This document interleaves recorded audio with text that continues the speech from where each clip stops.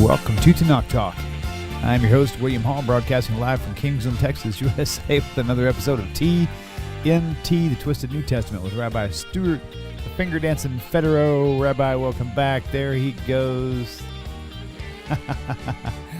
All right. So, hi. Here, Rabbi.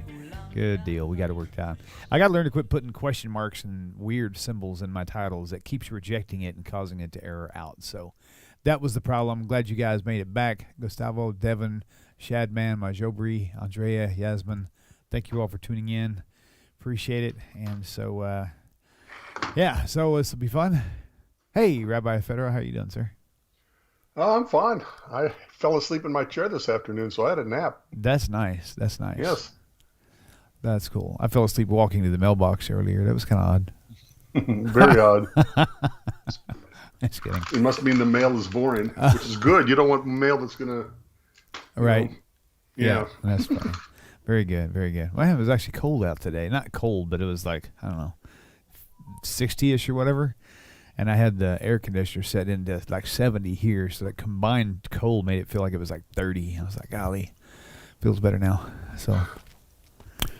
All right, so Matthew the Jew hater, please explain. Okay.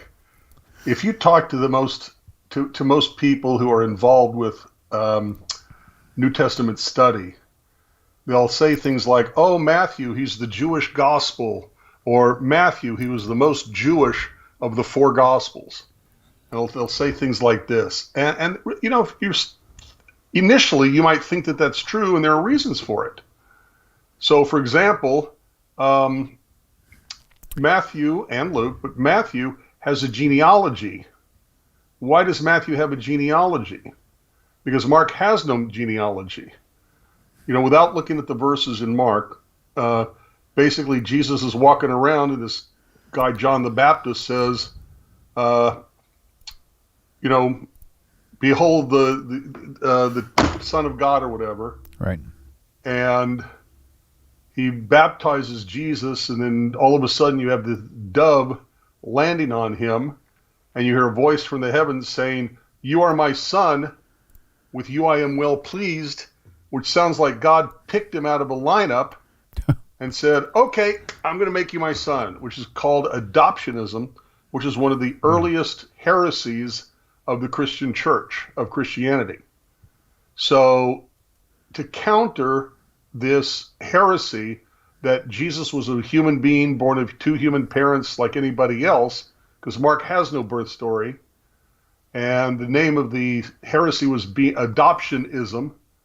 So Matthew, to counteract that, provides a birth story, and it's a birth story that, as we will see, parallels other birth stories, like Moses, okay, and Greek birth stories. Okay, if you take a look at the text of Matthew, more than the other three Gospels, okay? Jesus isn't sent primarily to the Jews. Jesus is sent only to the Jews. So that in Matthew chapter 10, verse 5 through 6, and to save time, William, you don't have to show people. They can look it up for themselves. Okay. But Matthew chapter 10, verse 5 through 6, Matthew chapter 15, verse 22 to 24, you have this line twice, don't go to the non-Jews, but go rather to the lost sheep of the house of Israel. So Matthew 10, 5 through 6 reads, "These 12 Jesus sent forth and charged them, saying, Go not into any way of the Gentiles, and enter not into any city of the Samaritans, but go rather to the lost sheep of the house of Israel." And then in Matthew chapter 15, verse 22 to 24, you have the same line, but it begins a little differently. "And behold, a Canaanitish woman came out from those borders and cried, saying, Have mercy on me, O Lord, you son of David. My daughter is grievously vexed with the devil. But he answered her not a word. And his disciples came and besought him, saying, Send her away, for she cries to us. But he answered and said, I was not sent, but unto the lost sheep of the house of Israel," which shows what a really nice guy, compassionate and caring Jesus was. Christians will say, of course, well, he wanted her to prove her faith. Well, my God doesn't make you prove your faith. God even answers the prayers of Buddhists and Hindus and whatever. But the point is that Matthew is showing Jesus to say, I'm only here for the Jews. Right. And when he says, only to the lost sheep of the house of Israel, it doesn't mean he's calling the entire house of Israel, the entire people of Israel, all the Jews back then, lost sheep. He's saying, I am going to those who are lost sheep out of the house of Israel. Right. To bring them back to Israel. Gotcha. Okay. Another reason why... Now, to be fair, this is all going based on Jeremiah, right? Should be. There's a new covenant with the house of Israel and the house of Judah, right? I mean, that's kind of... I'm not sure what you mean. Okay, I'll look that up. Go ahead and keep talking. I'll look that up and I'll bring that up in a second. All right. Well, okay. At any rate, what I'm talking about is, why is Matthew considered the most Jewish? So first, he's got a genealogy, mainly to counteract adoptionism. He sent not to the Jews generally, but exclusively to the Jews. I'm only here for the lost sheep out of the house of Israel. Okay, which is said twice, Matthew 10, Matthew 15. Okay, you also get in Matthew a stronger sense that Jesus was committed to Jewish law. So the classic Matthew chapter 5, verse 17 to 19, think not that I've come to destroy the law or the prophets. I came not to destroy, but to fulfill. For verily I say to you, till heaven and earth pass away, not one jot or one tittle shall in any way pass from the law, till all things are accomplished. Whosoever breaks any one of these least commandments and teaches men so shall be called least in the kingdom of heaven. But whosoever does them and teaches them, he shall be called great in the kingdom of heaven. Which, by the way, indicates that whether you don't teach the law and don't do it, or whether you teach the law and do it, you're still in heaven. The difference is that if you don't do it and you don't teach it, then you're least in the kingdom of heaven. But you're still in heaven. Yeah. Okay. Okay, Jeremiah 31. Yes. Right? That's the point. The whole idea of the New Testament supposedly is only here because of that prophecy, because God's going to make a new covenant, right? And the New Testament is actually what he did, but that doesn't say the new covenant with Gentiles. It says, no, for Jeremiah, it's explicitly with the Jews, but the reunified Jews.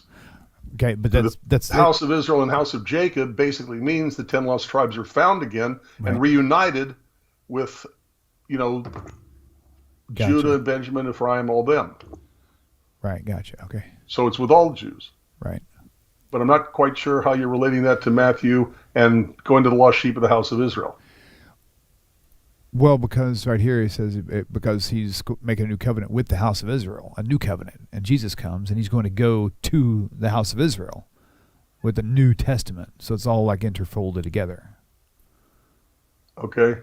So it was just a tie-in, but it was something I don't think most Christians have even read, that Jeremiah 31:31. Well, no, they don't read any of it. All they read is the first line about establishing a new covenant. Shalom, Wally. How are you, brother? It's good to see you guys out there. Frank the Tank. Okay. Christo. Shadman. Okay. Okay. So another reason why they will say that that Matthew is a very Jewish gospel, okay, is because Matthew is making Jesus look like Moses, and Matthew is making Jesus look like superior to Moses. Okay? Why is Matthew reacting this way? Because Mark, okay, chapter 2, verse 18, 2, verse 23, okay, chapter 7, verse 2, the disciples are basically straying from the law, okay, going off the derech, so off the way, so to speak. Okay, so Matthew makes Jesus a lawgiver, as we saw in Matthew 5, 17 and 19, makes him say, I'm not here to destroy the law, I'm here to fulfill the law, to do the law. Okay, which, by the way, is another topic. Christians think that means he did it and it's over, we don't have to follow it again, which is the most ludicrous thing you've ever heard, because if, the car in front of you obeys a stop sign law perfectly, does that mean nobody else has to stop at a stop sign anymore? Yep. It's just ludicrous. But at any rate, so Matthew makes Jesus look like a lawgiver, and to counteract what he saw in Mark. And then when he makes Jesus look like a lawgiver? He's reflecting Moses. So, and the parallels are all over the place. Okay, you have a Moses as a newborn and a baby. You have Moses as a newborn and a baby born in a time when the authorities are trying to kill children of the same age. Okay. Jesus, Herod searching out for the children, killing all the babies. Okay, the infants. In first and second chapter, they're all plagiarized stories, of course. Absolutely, they're plagiarized. They're plagiarized with intent, right? To make Jesus look like a new Moses and to make Jesus look like a better than Moses. In the same way that they are plagiarizing other mythological gods, right? Oh yeah, by presenting Jesus as a son of a virgin, half man, half deity, same sort of thing. They're just no differently than Hercules, whose mother was Alcmene, Dionysus, whose mother was Semele, Perseus, whose mother was Persephone, I think, and whose father in each of those instances is Zeus, also nicknamed the Father God. Mm-hmm. Right. So I guess you could say Matthew, Mark, Luke, and John are equal opportunity plagiarizers. Right. Yeah. Right. So Matthew makes Jesus look like a new Moses, gives him a infancy narrative. Okay. All the things that Moses did, Jesus did. Okay. Born under the pressure. They're looking to kill him. He gets saved by fleeing because he gets floated down the river. All the parallels. Right. Okay. Right. Exodus 14, verse 10. Okay. Moses crosses the water. Okay, Jesus, in Matthew 3:13 and following, crosses the water. Okay, Moses has in Exodus chapter 16, verse 1 through Exodus chapter 17, verse 7, somewhere in there. Okay, Moses is tempted in the wilderness. Jesus in Matthew chapter 4, verse 1 through 11, is tempted in the wilderness. Okay, more importantly, Moses gives law from a mountain, Exodus 19 to Exodus 23, and Matthew chapters 5, 6, and 7, Jesus is giving law from a mountain. Okay, Moses, Exodus chapter 34, comes down from the mountaintop and his face is glowing. It's like he's transfigured. Okay, so Matthew makes Jesus transfigured in Matthew 17, verses 1 through 9. Right. Okay, Moses commissions a successor. Deuteronomy 31, 7 and 9, the very famous, there will rise among you a prophet like me or whatever. Okay, well, guess what? Matthew 28, the Great Commission, commissions successors, tells his disciples, go among the people, baptizing them in the name of the Father, the Son, and the Holy Spirit. Okay. By the way, what happened to this? Do not go among the Gentiles, don't go among the Samaritans, but only to the lost sheep of the house of Israel. And then at the end of Matthew, it's don't bother with the Jews, go only to everybody else. Paul said that, didn't he? I'm sorry, what? I think Paul said that too, yeah.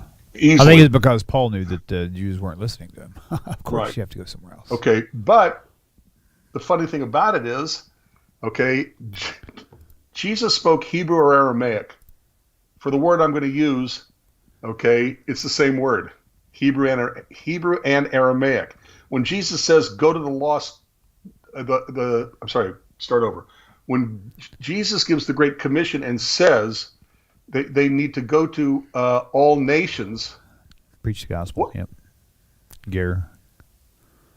No. What word would Jesus have used for the word nations? Go ahead. Goy. Goy, yeah, okay. Go to the Goyim. Goyim, yeah. Go to the non-Jews. Right. Don't go to the Jews anymore. They already, disagreed with my message. They already, gave them the message. They ignored it. Okay. So don't go to the nations. The word for nations in Hebrew is goyim. And the implication of the word goyim, since the first destruction of the temple, is the non-Jewish nations. You know, in Torah, we're called a great nation. God says to Abraham, I'll make you a great nation, goy gadol. We are a goy. Okay. But by the first destruction of the temple, the word basically begins to be referring to only the non-Jewish nations. So by the time Jesus rolls around and says, go to the nations, he's saying, go to the goyim, go to the non-Jews. Okay. So all of this goes to make Matthew look Jewish. Make Matthew look like it's for the Jewish community. Make Matthew look like, okay, he loves the Jews because they're all great and wonderful. However, Luke has a genealogy, and Luke in Acts, okay, has more verses from the Tanakh than Matthew does. So just because Matthew quotes a lot of these Hebrew scriptures verses doesn't make him necessarily a very Jewish gospel. Luke and Acts cite more verses from the Tanakh. Okay? And just because a person quotes the Tanakh doesn't make them Jewish. We see that a lot in the Christian community in general, and the the kind of Christianity known as the Messianics. Very often they quote the Hebrew scriptures and use Yiddish terms and do wear talit when it's inappropriate, right, and all this to make themselves look and feel Jewish. Okay. But it's only after Jesus dies on the cross that the disciples are to go to the Gentiles. The Great Commission comes after the crucifixion. Only then are the disciples told to go to the non-Jewish nations. Okay, Galatians chapter 1, verse 18 to Galatians 2, okay, middle of, around the 20th verse, okay, the Jerusalem church of Christianity is expressing problems with the fact that the disciples are now going to Gentiles.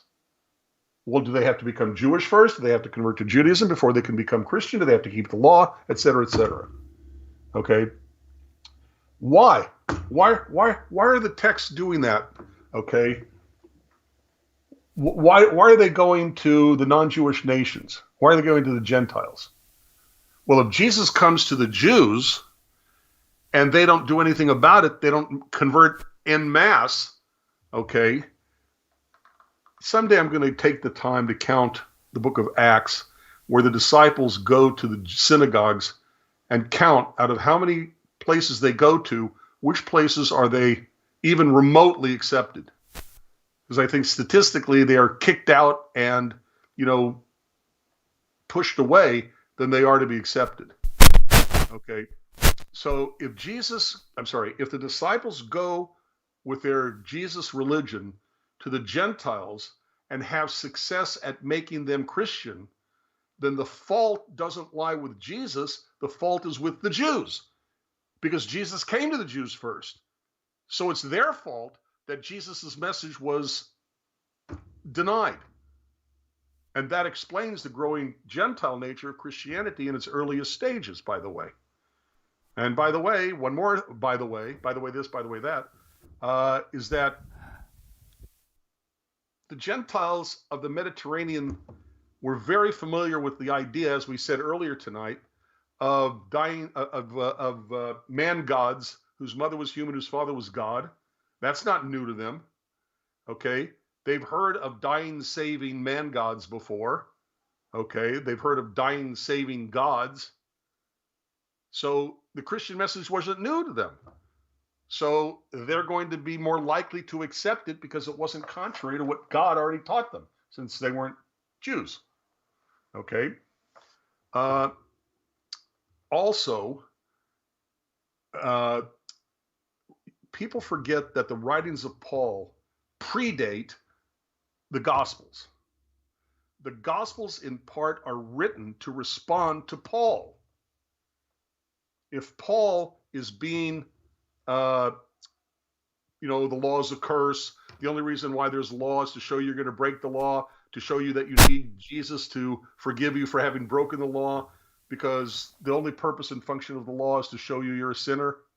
Okay, that's Paul's attitude. So right. The Gospel of Matthew isn't showing how Jewish he is.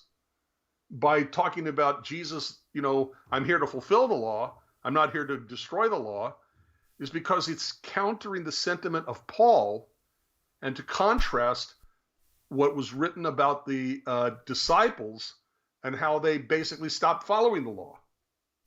It's not written for the Jews, okay? It's written for the Christians, okay? Right. Another point that shows how Mark is really not nice to Jews, okay? And here I'm going to have to ask you to put this up. Okay. Okay, it's Mark chapter 14, verse 55 and following. All right, 1 second. Mark 14:55. Mark 14:55. All right, 1 second. I want to set this one shot up real fast. Ow! Okay, Mark 14 and 55. By the way, Shadman, I don't think Paul was bored of the law. I think he was against doing the law. He wanted to break away from the law. Okay, you got 14:55. Okay, so now the chief priests and the whole council sought witness against Jesus to put him to death and didn't find it. For many bore false witness against him, and their witnesses did not agree one with the other. Okay? Okay. So it's just generic, okay? The priests and council sought witnesses against Jesus, okay? But where's the animosity? Where's the hatred? Where's the you could say this of any prosecuting attorney, they got to try to find witnesses for what they're prosecuting them for. Right. Okay, there's no animosity, there's no hate. Okay? Yep. But now take a look, and by the way, okay, now the chief priests and the whole council sought witnesses against Jesus to put him to death. So they're looking for witnesses to prove that he did what they say he did, but they didn't find it. Now take a look at Matthew 26:59. Okay. Oh, one more here.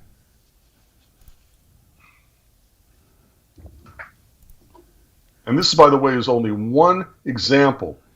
Okay. This is just one example. Now the chief priests and the elders and all the council sought false witnesses. They sought false witnesses. Wow. That's the point. Yeah. They're not just looking for witnesses to see if they're right, Yeah. Right. but they're looking for false witnesses Right. against Jesus to put him to death. But they didn't find any, though many false witnesses came, yet they didn't find any. At the last came 2 false witnesses. Okay, false. But how does that make Matthew? Witnesses. They want false witnesses. How does that make the author, if even Matthew's even his name? Of course, we know that's probably not the case. But how does that make Matthew, the storyteller, evil? If he's only telling you because the way in which he writes the same verse that we found in Mark gives an air of evilness to the priests, the Jews, and the council. Oh, yeah, in general. I see what you're saying. Yeah. In other words, he's not defending them. He's actually telling the story in the light of his agreement with their perspective. Okay, gotcha. That makes sense. Yeah, he's basically saying, I'm going to write the same thing about the priests and council seeking witnesses, but I'm going to make them look evil because they're explicitly looking for false witnesses. Right. Yep. Okay. Now we come to one of the most major anti-Semitic, anti-Judaism things that occurred anywhere in the Christian's New Testament. Okay. That is so full of stupidity that it's just amazing that anybody would read this and believe it. Okay? All right. Synagogue of Satan? No. Oh, wow. Worse than that. Okay, cool. Let's go. Oh, much worse than that. All right, where are we at? Okay, because the Jews are bloodthirsty and the Jews don't care about morality and ethics. Okay. But first, let's look at and remember, Mark came first. Okay. Okay, before Matthew, Luke, and John. Okay. And the letters of Paul came before Mark. Right. So it's letters of Paul, Mark, Matthew, Luke, John. Got it. So let's take a look at Mark chapter 15, verse 14 and following. All right, 15:14. Go ahead. Then Pilate said to them. Pilate said to them, "Why? What evil has he done?" But they cried out exceedingly, "Crucify him." And Pilate, wishing to content the multitude, released unto them Barabbas, and delivered Jesus, when he had scourged him, to be crucified. And the soldiers led him away within the court, which is the praetorium, and they called together the whole band. Okay, what's going on here? Jesus is in front of Pilate. He's being tried. Okay, the people cry out, crucify him. And Pilate, basically not wanting a riot on his hands, wants to make the multitude content, gives them Barabbas, okay, and delivers Jesus to be crucified. That's all it says. But Okay. look at I'm sorry? I said, no, go ahead. I'm just following you. But look at Matthew 27, verse 23. All right.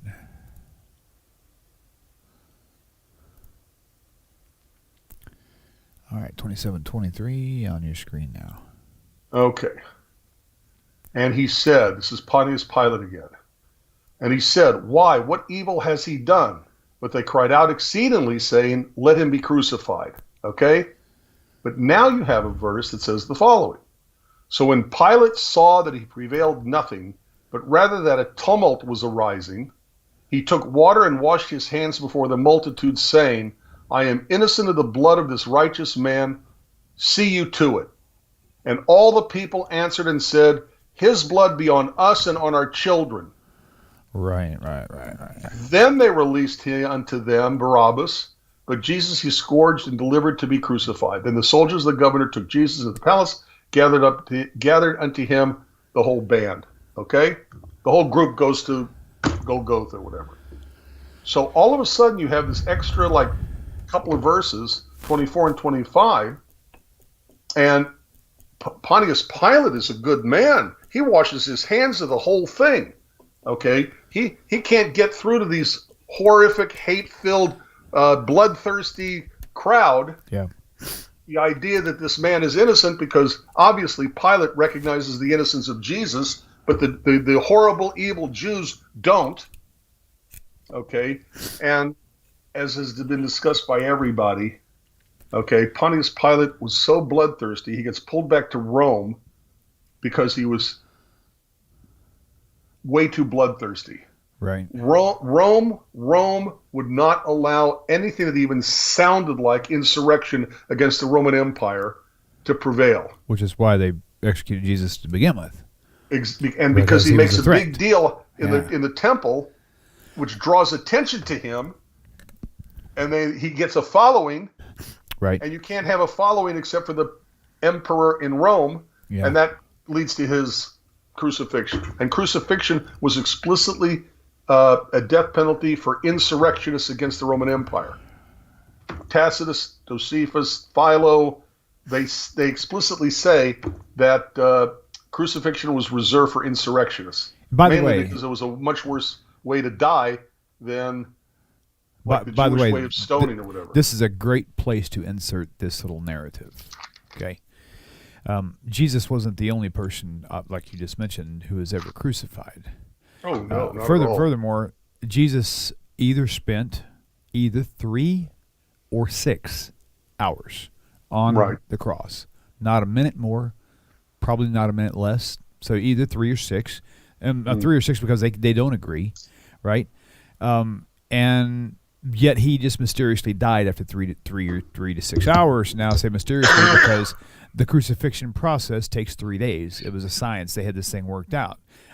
There's a story of Josephus actually had a friend, one of his friends, comrades, that was actually executed as well. And he's, after 2 days, he actually besought, there was actually a couple friends, and he actually besought to have them removed from the crosses after 2 days. One of them eventually died, but the other one survived after 2 full days. And they beat him too. I mean, they kind of treated everybody the same. So Jesus wasn't it wasn't like they went excessively crazy on Jesus because he was a Jew and because he claimed to be the Son of God.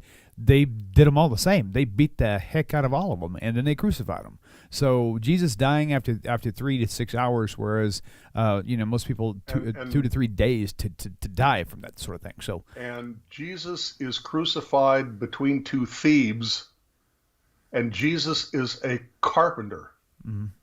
You imagine a carpenter is at least being somewhat muscular, and a thief acts by stealth, doesn't necessarily need to lift up big pieces of wood or cut them up with a saw, okay, chisel them out.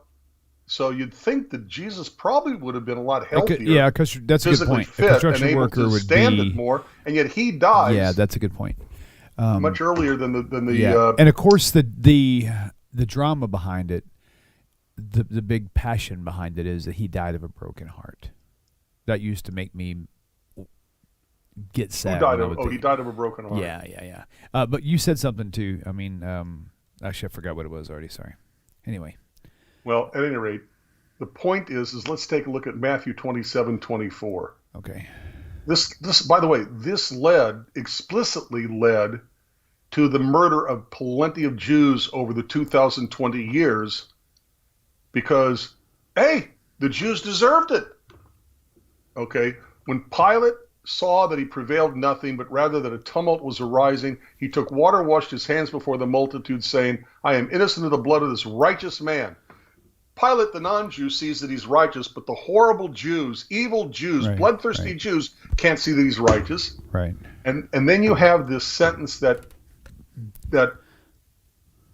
satanized the Jewish people, and all the people answered and said, his blood be on us and on our children. What parent in their right mind is going to say, yes, I know I'm doing something that's wrong. I know I'm doing something that is immoral and unethical, and I accept the guilt. And not only should the guilt be on us, but on our children too, and forever, all our descendants. What parent is going to look at their child and say, I want you to have the same guilt that I do? Mm-hmm. Right. Doesn't make sense. That's not only does it not make sense, but it also flies in the face of Jewish biblical concepts that nobody else can die for your sin. Yeah, nobody else gets the guilt for what you have sinned. Right. Okay? We've already done Matthew. I want you to look at, real quick, everybody's done it. We'll do it again real quick. Exodus 32, verse 32 and following. Okay.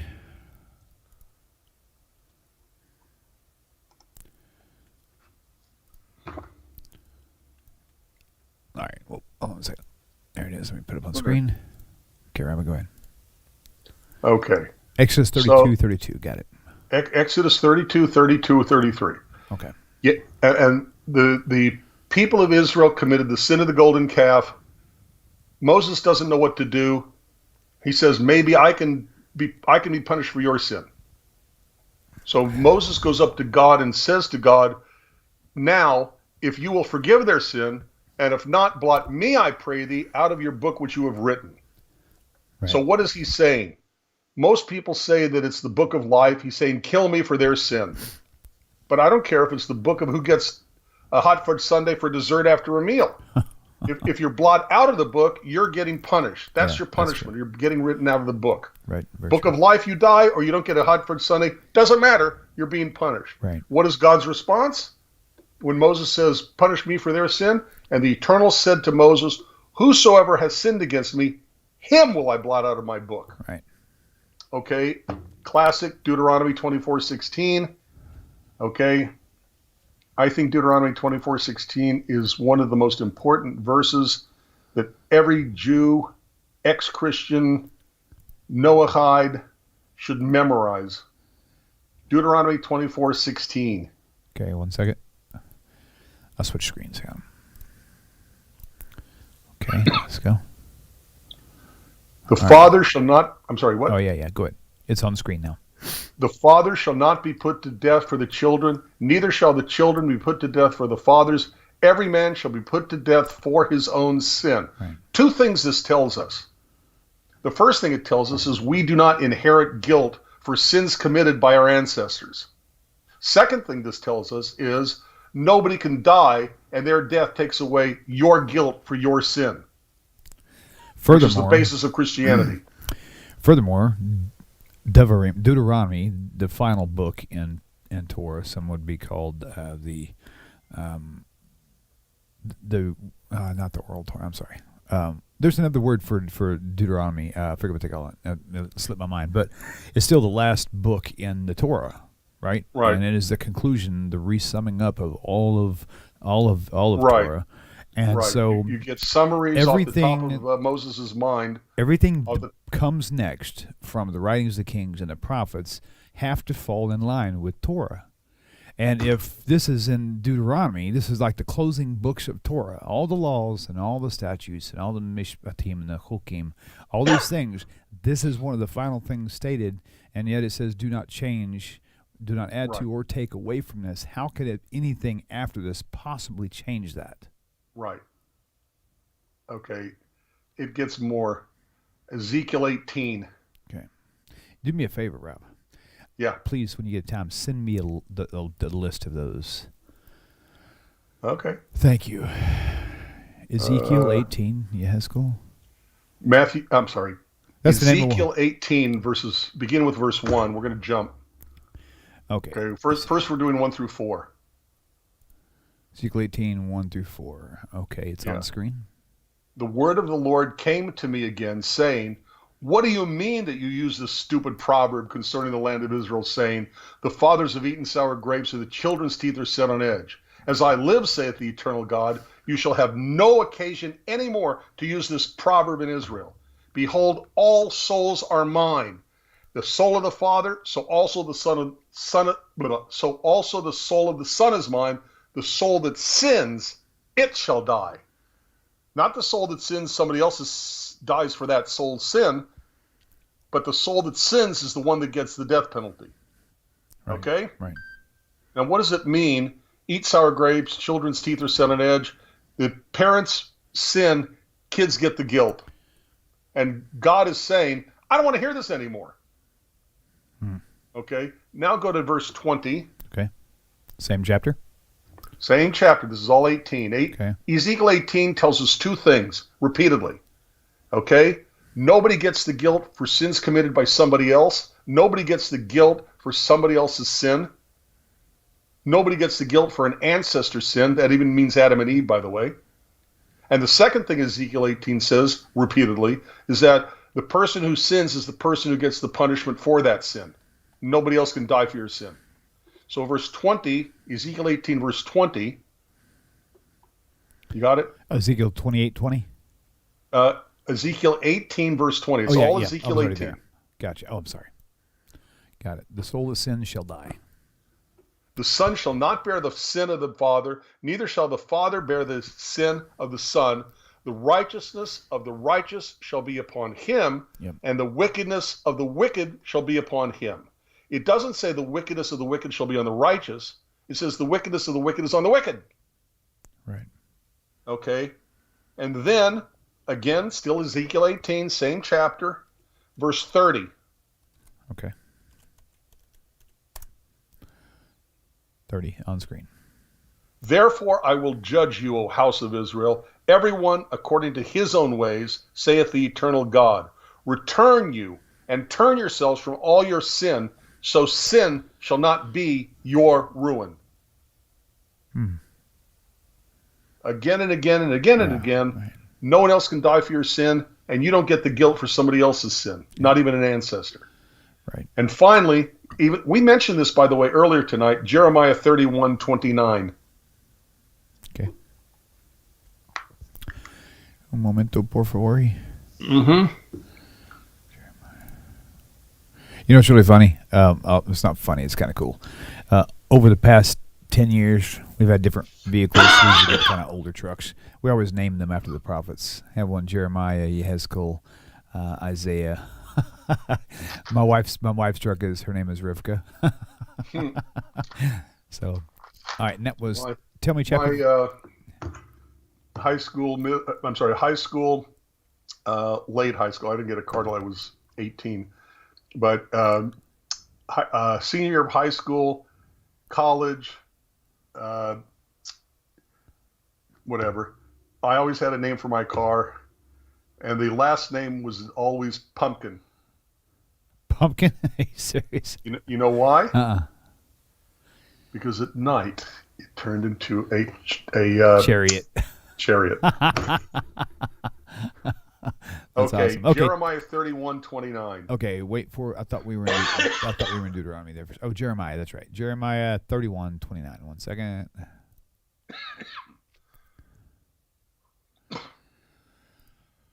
Okay, Jeremiah 31:29. There we go. And you are hot. In those days they shall say no more, the fathers have eaten sour grapes and the children's teeth are set on edge. But everyone shall die for his own sin. Every man that eats the grapes, his teeth shall be set on edge. So from this, it validates what I said earlier, that the saying we found in Ezekiel 18, fathers have eaten sour grapes, children's teeth are set on edge. God doesn't even want to hear this anymore. And it validates what I said about that verse, that kids get the guilt for the sins of the parents. Right. Okay. Right. God doesn't want to hear it anymore. Yeah. Okay. But notice what it says in verse 30 again. But everyone shall die for his own sin. Every man that eats of the sour grapes, his teeth shall be set on edge. Okay. His teeth. Okay. Wait. Give me 1 second. Yes, sir. Okay. Notice that this is exactly the verse right before Jeremiah 31:31. Okay. So right when Christians say Jeremiah 31:31 all about the New Testament, okay, they're neglecting the verse that comes right before it, the two verses that come before it, that completely deny the idea that someone else can die for your sin. Right. Right. Nobody's going to say this anymore. Everyone dies for his own sin. Verse 30, it says exactly the opposite of basic Christian belief, and they're going to say that the next verse right after this, Jeremiah 31:31, is all about their New Testament, when their concept, their New Testament, their theology completely denies the very verse that comes right before it.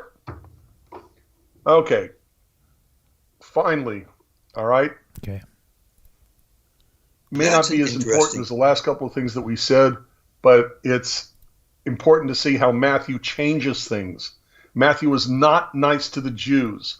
Matthew is more anti-Judaism, anti-Semitic, in my opinion, than the other three. And yes, I know that John 8 calls the Jews murderers and liars and children of the devil. So Christians used to believe. I was actually asked by someone, meaning it, when I was in middle school, I think, where are my horns? Oh, what a compliment. Yeah. Okay. So Mark 12, verse 28. Okay, 1 second. What? I said 1 second, please. Okay, Mark 12:28. Going to it now. Right. I was in the middle of typing something up. Hang on. Mark 12. By the way, and again, Mark, for some of those new viewers out there, the last, I think, 16 verses.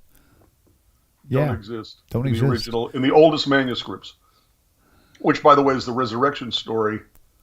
So, which means Mark didn't know of a resurrection either, just like Right. Paul. Okay, got it up? 1 second. 28, right? Mark 12:28. 12:28. Yes, sir. You were on board.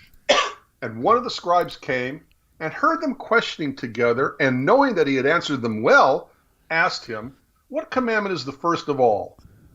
Notice it's very polite. It's very warm. There's a sense of friendship, okay, of camaraderie, okay? And one of the scribes came and heard them questioning together, and knowing that he had answered them well, gave him his own question. What commandment is the first of all? Jesus answered, the first is, Hear, O Israel, the Lord is our God, the Lord is one, and you shall love the Lord your God with all your heart, with all your soul, with all your might, and with all your strength. Okay, and the second is this, you shall love your neighbor as yourself. There is none other commandment greater than these. And the scribe said to him, Of a truth, master, you have said well that he is one, and there is none other than he. And to love him with all your heart, and with all the understanding, with all the strength, and to love his neighbor as himself is much more than all whole burnt offerings and sacrifices. So he's complimenting him. Okay, verse 34. And when Jesus saw that he answered discreetly, he said unto him, You are not far from the kingdom of heaven. And no man after that durst ask him any question. Mm-hmm. Okay, there's a sense of camaraderie. There's a sense of friendship. There's a sense of, hey, I like your answer. Right. And Jesus says, I like you too, kind of thing. All right. Now take a look at Matthew 22. Matthew 22. Matthew 22. I think it's funny how the later developments have come from the Aramaic English New Testament. When I was Messianic, I was so excited to see this, and I bought the book, and I was like, wow, this is amazing. And then after I left the New Testament behind altogether, I went back at a later time and went to re-review that book again, and as it turned out, that book was actually reverse engineered. There was no original Aramaic English New Testament. It was like they basically just reversed the language so that it could be read in Aramaic. When I was like, what is the point? Who speaks Aramaic in America? I don't know. It's really retarded. So, okay, tell me again. Sorry, Mark 12:22. It's Mark 12:28 and following. 28 and following. 1 second, please. I've got to do something. Hang on just a minute. I'm going to see if I can. Oh, I'm sorry. Wait. Okay. We already did Mark 12. I'm talking about Matthew 22, verse 35. Okay, that was my fault. Matthew. Sorry. That was probably me. Matthew 22. 35. 35. Okay, gotcha. Because it's exactly the same scene. Okay. What are the most important laws? It's what we just read from Mark 12:28. Okay. So Matthew 22, verse 35, you got it up? Yep. And one of them, a lawyer, asked him a question, tempting him. Master, which is the great commandment of the law? And he said unto him, you shall love the Lord your God with all your heart, with all your soul, with all your mind. This is the great and first commandment. And the second likened it is this, you shall love your neighbor as yourself. On these two commandments hangs the entire law and the prophets. That's it. There's no sense of camaraderie. There's no sense of friendship. There's no sense of respect. And the reason why the lawyer in the Matthew version is asking this is in order to tempt Jesus. Right. To make him say something bad so he'll look bad in front of everybody and whatever. Right. And it's a lawyer, okay, tempting him. But in the Mark version, it's a scribe, and the scribe and Jesus are respectful of each other. There's a camaraderie, there's a friendship. But in Matthew, telling the same story, it's a lawyer, and you know how lawyers are gunning for people. Yep. Okay, and it's explicitly for the purpose of tempting Jesus. And as a lawyer, maybe he'll say something that can be prosecuted. So again, Matthew gives the same basic story, but presents it in a way to make the Jews look bad, to make the Jews look bloodthirsty, to make the Jews look hypocritical, to make the Jews look bad. So when we go back to the original idea that most people, Matthew is the most Jewish gospel. Okay, Matthew is not the most Jewish gospel. It's one of the most anti-Semitic of the four. And what it expresses about, trying to make Jesus look like the new Moses, who's better, more superior than Moses. Okay, editing Mark in a way that's more against the Jews. Okay, doing this blood curse, Matthew 27. Okay, his blood be on us and our children. Contrary to what the Bible explicitly says about that. Okay, the idea of how they present these are, by the way, only examples to prove my point. Right. This is the only places where this happens. Showing the difference between Mark and Matthew on these issues. So there's no way that Matthew is a more Jewish gospel or the most Jewish gospel. To the contrary, these passages, especially the "His blood be on us and our children," cause the more Jews to die. Okay, you've got the Jews as Satan in John. Okay, I'm not saying there isn't other anti-Semitism, anti-Judaism, anti-Jews in the other three Gospels. What I'm saying is don't tell me Matthew is the most Jewish gospel, because it ain't that Jewish. And I haven't looked even once. You've been on a roll. I'll see if there's anything pressed. There is actually something I want you to cover. In fact, I was going to run Okay, good. Absolutely. Hang on a second. Jesus. Goddess Isis, I like your comment, but you got to remove that last word. I'm going to delete this. Wait, what? It's okay. It says Jesus most likely was a self-hating Jew, anti-Semite. And the last word would be equivalent to a mamzer. But we can't say there's certain. Well, yeah, there's we certain, can. If his mother and So father were engaged, okay, and fine. she got pregnant from okay. somebody else, that makes him. That's why I said I like the comment because it was actually Right. makes a lot of sense. I just went ahead and let the comment show. I went ahead and let it up there. Okay, so and you're right. I totally agree. And it's just the word bastard is such a misused word, but that's why I figured it might be flagged on YouTube. But it's okay. We'll let it roll. Yeah, Paul was also anti-Semitic. Yeah, especially after you found out none of the Jews were going to take his word. Anti-law, anti-Judaism, anti-Jew. Okay, Rabbi. I don't know that. I don't know that Jesus was a self-hating Jew. Rabbi, I'm sorry. Hold on. We need to go here first. This is for Mr. Nate. Go. That's fine. Okay, Mr. Nate. Okay, so he'd flag me here. So earlier we were talking about the children's teeth will be set on edge, right? Right, and such, and then no longer will the sons and daughters be put to death for the sins of their fathers. Right.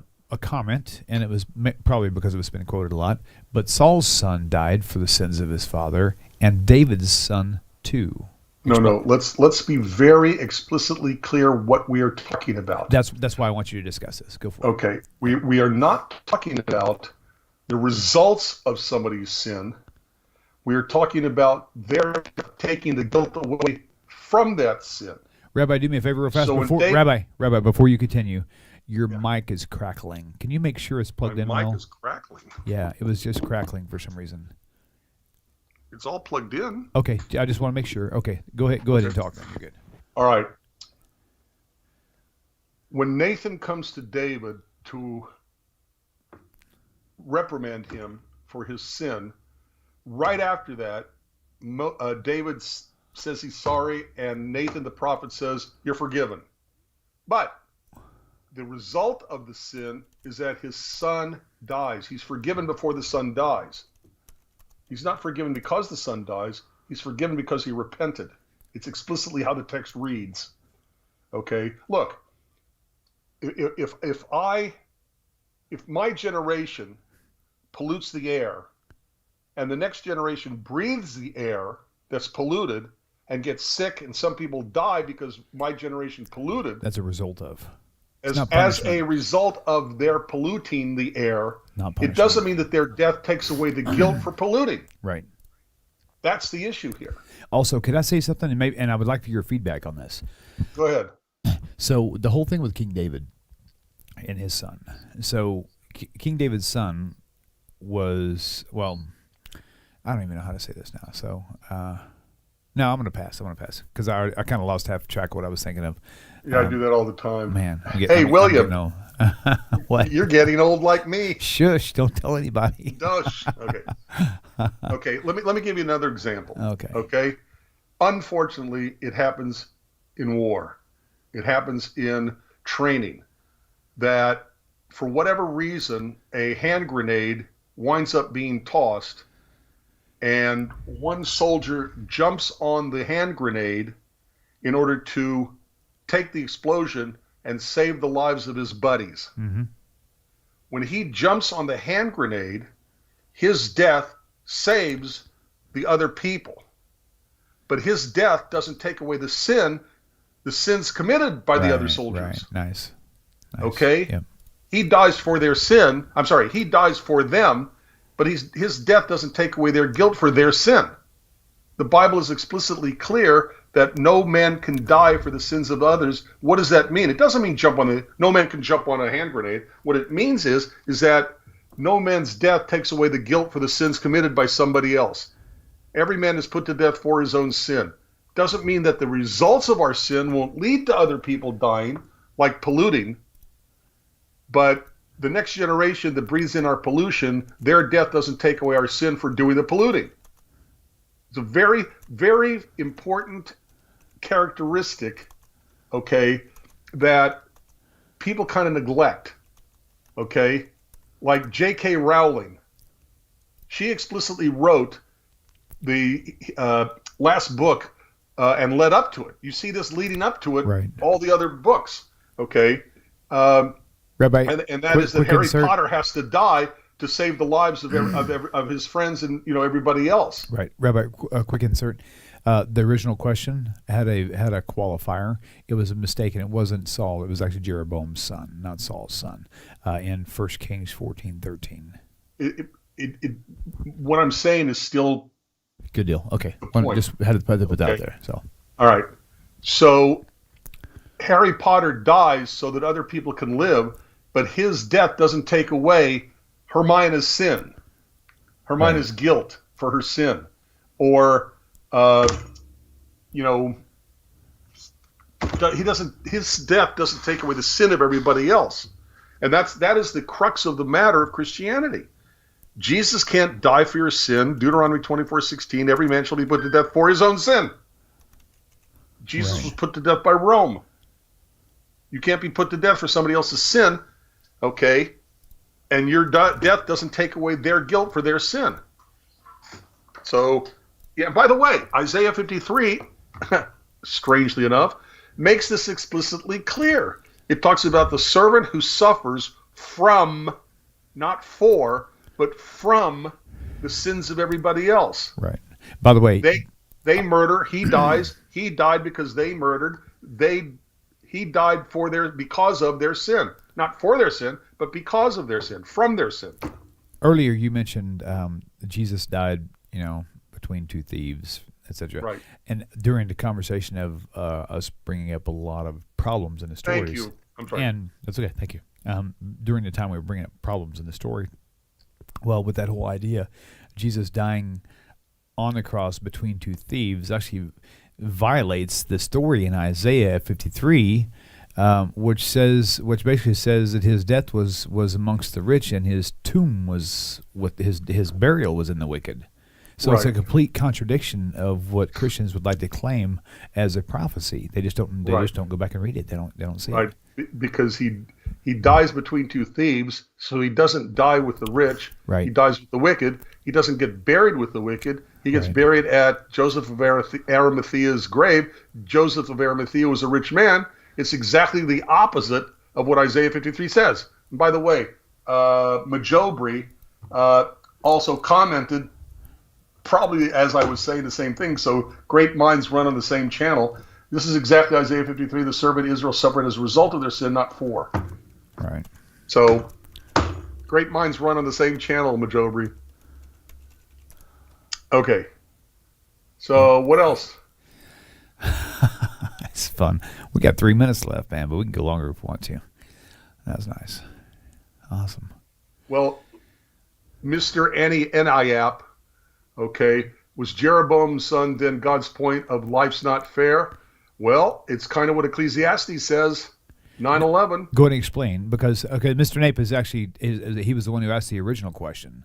Oh, I didn't know that. Yeah, and he's on board with it. He's just trying to get clarification so he knows how to answer these questions. Okay. Well, if you take a look, explain the Ecclesiastes part you're talking about. Okay, Ecclesiastes. Okay. Okay, and it's 9:11, easy to remember for obvious reasons. Yeah, unfortunately.